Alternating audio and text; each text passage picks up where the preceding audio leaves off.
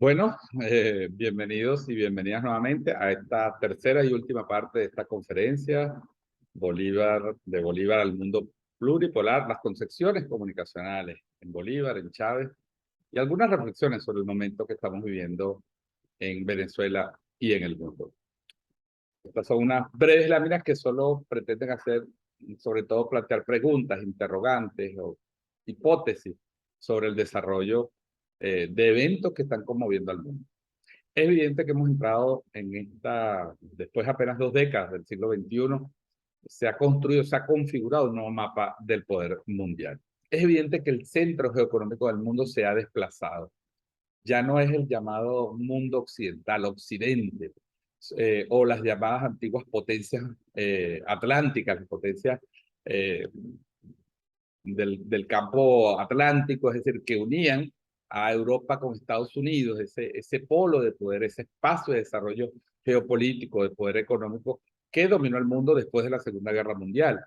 que tuvo una época, por supuesto, unos 30 años más de confrontación con el llamado campo del socialismo real, de la Unión Soviética y probablemente del bloque llamado socialista, y que derivó en los años 90 en el derrumbe de ese modelo y en la aparición de un mundo unipolar. Parecía pues en los 90 que el mundo de un solo polo, de un gran poder, del policía del mundo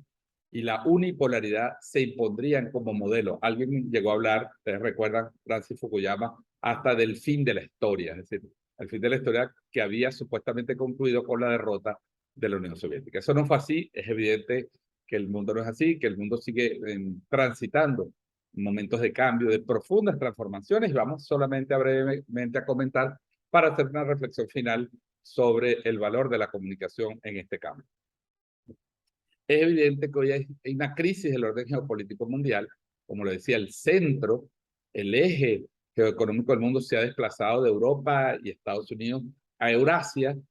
de Moscú hacia el este, donde está China, por supuesto, está ese mundo del mundo del Pacífico, tanto del Pacífico o también tanto del mundo continental asiático como del mundo no continental, de las islas, de las nuevas potencias, de los nuevos procesos. Para que tengamos una idea solamente, hoy se estima que más del 70% de las nuevas patentes tecnológicas se están registrando en el eje que va de Moscú hacia China y Japón y Sur Corea. Es decir, allí donde se está produciendo el conocimiento económico, las innovaciones tecnológicas, es allí donde se está produciendo también el desarrollo de nuevos instrumentos, tanto de desarrollo tecnológico, la robótica, la nanotecnología. Eso incluye incluso el mundo árabe con Irán como una potencia naciente, como potencia, por supuesto, el desarrollo de la potencia de la India. Y ese mundo ha desplazado en términos de volumen, de cantidad, de PIB, al peso económico de Occidente, pero también en términos de producción. Y lo estamos viendo con las consecuencias que ha generado la operación militar de Rusia en Ucrania. Así que hay un conjunto de mutaciones económicas profundas, de mutaciones culturales, amplias movimientos migratorios, desestructuración de la sociedad europea. Hay un ambiente de incertidumbre, conflictividad que está atravesado ahora por este campo de las redes sociales, las falsas noticias, la diseminación del odio, de los delitos de odio, que hoy están a la orden del día en el mundo entero.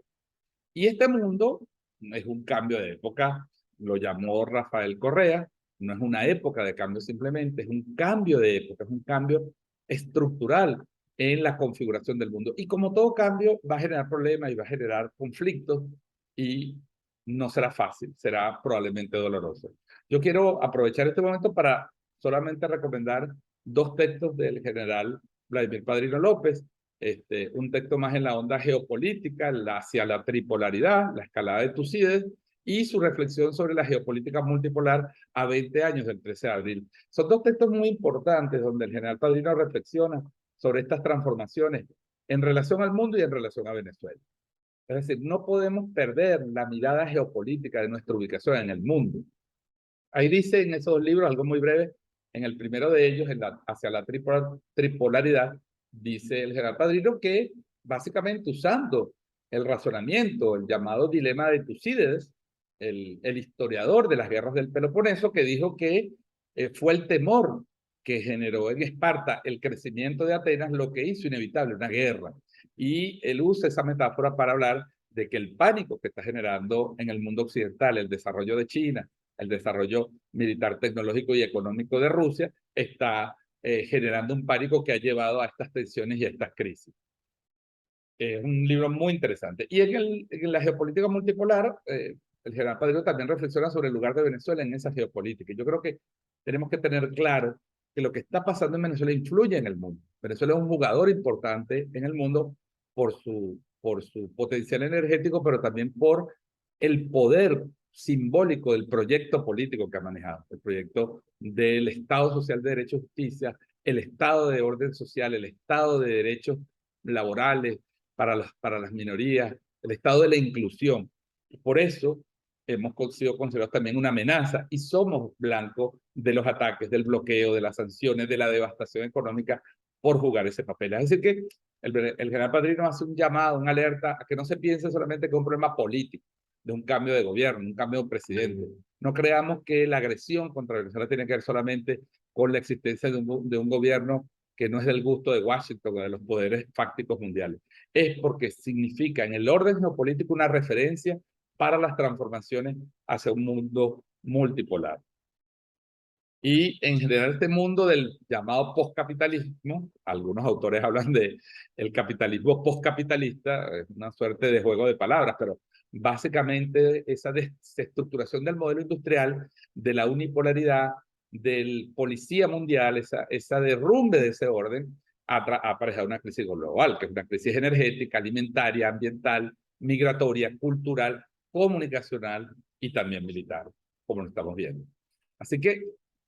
todas estas crisis se unen y la ampliación de la pobreza, de la desigualdad, la creciente brecha en la inclusión. Hoy hay el 10% o el 1% de la población tiene más del 90% de las riquezas acumuladas. Millones de personas mueren de hambre en un sistema que produce alimentos, se excluyen cada vez más la gente, las crisis migratorias son recientes y la crisis ambiental nos pone en una alerta de que deja de ser una ficción la sostenibilidad de la vida en el planeta. Así que esta gráfica que hemos elegido como esa evolución del hombre hacia el hombre capitalista y finalmente el hombre y la mujer, por supuesto, conectada, interconectada en un mundo virtual donde hay un replanteamiento de los valores incluso del género, del feminismo, las luchas de las mujeres por sus derechos, la recomposición del modelo de la familia. Es decir, hay un derrumbe y hay una crisis también de los modelos impuestos en algún momento a lo largo de los últimos 50 años, particularmente después de la Segunda Guerra Mundial. Así que en ese entorno, por supuesto, también los nuevos fenómenos comunicacionales, el avance del Internet, la digitalización, los peligros que ello supone para la intimidad, para la seguridad de los estados, para la seguridad de la información, para la memoria colectiva, todo el desarrollo de las estrategias de desinformación, las llamadas guerras híbridas, que no son otra cosa que el uso de todos los recursos, todas las opciones sobre la mesa para agredir a los pueblos, para generar guerras, para generar conflictos que benefician ya sea al poder militar, ya sea a la industria armamentista, ya sea a las corporaciones que controlan la información de los ciudadanos, todo ese estado de vigilancia del cual nos habla Ignacio Ramonet, entre otros teóricos, son elementos que están actuando y la comunicación está en el centro, pues, de alguna manera del debate cultural y de este aspecto. ¿Cuál es la apuesta de Venezuela? Sin duda alguna, el mundo multipolar, el mundo que ya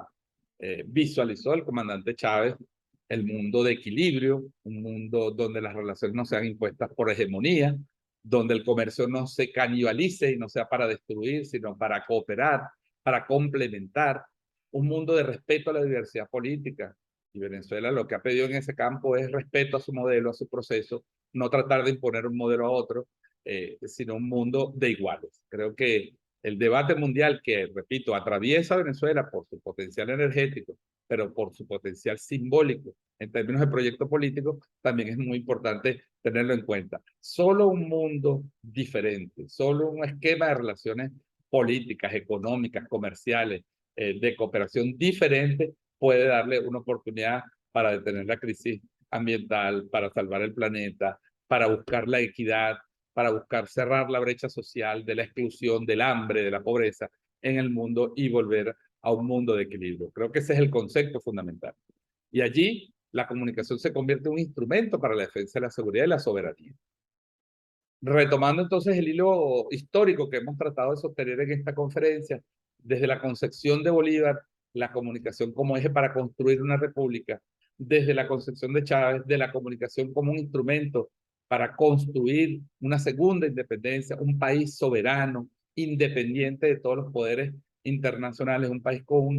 un rostro propio ante el mundo, con un proyecto propio, con un modelo propio. La comunicación como factor, como instrumento transversal de ese proceso histórico, se convierte también entonces en elementos de la seguridad y la soberanía. No me voy a extender aquí, es un tema complejo de cómo hoy están siendo usados los sistemas informáticos, los sistemas de información en Internet para lesionar la soberanía de los estados, para destruir la soberanía de los gobiernos, para destruir incluso la separación de poderes. Lo acabamos de ver con el lamentable caso de Entrasur, cómo desde un país prácticamente se orienta al Poder Judicial de otro país a tomar una acción absolutamente legal, violatoria de todos los convenios internacionales, del derecho internacional público, del derecho al comercio, del derecho de la aviación internacional, para agredir a una nación, para provocar un problema político entre dos países hermanos. Así que hoy la información eh, se utiliza para desestabilizar gobiernos como elemento que va creando las condiciones subjetivas necesarias para las agresiones económicas o las agresiones militares. Y por eso, en ese campo, reivindicar un proyecto, una estrategia nacional de comunicación, una estrategia que siga avanzando en la democratización del espectro radioeléctrico, en la democratización de la palabra, en la construcción de redes tanto virtuales como redes físicas sobre el territorio, en la socialización del conocimiento, en la producción de contenidos propios, la defensa de nuestro idioma, el acceso de los ciudadanos cada vez más a los instrumentos, pero un acceso a través también del saber, del conocimiento, de la reflexión, no el saber privado solamente para el hedonismo, para la frivolidad o para el mercantilismo, sino para la formación, para la educación de nuestro pueblo. La idea de compartir, que es trascendental a la filosofía inicial del Internet, es decir, el mundo puede avanzar más si se comparte en vez de si se compite. El desarrollo de una nueva cultura alrededor de la comunicación, los temas de seguridad, la construcción del poder popular como sustento de una patria humanista, de una patria socialista, y la producción como elemento fundamental para la defensa de la soberanía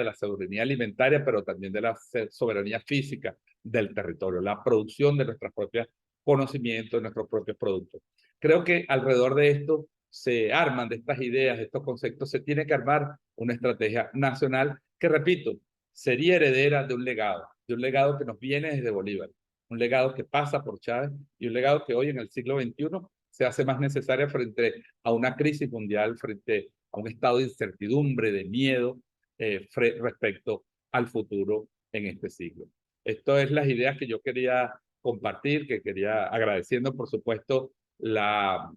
invitación a esta charla, a este postdoctorado. Quiero agradecerles a todos y todos, no los estoy viendo, pero espero que ustedes me puedan ver y podamos pronto tener una forma de contacto para responder a sus preguntas, responder a sus dudas, a sus críticas, a sus comentarios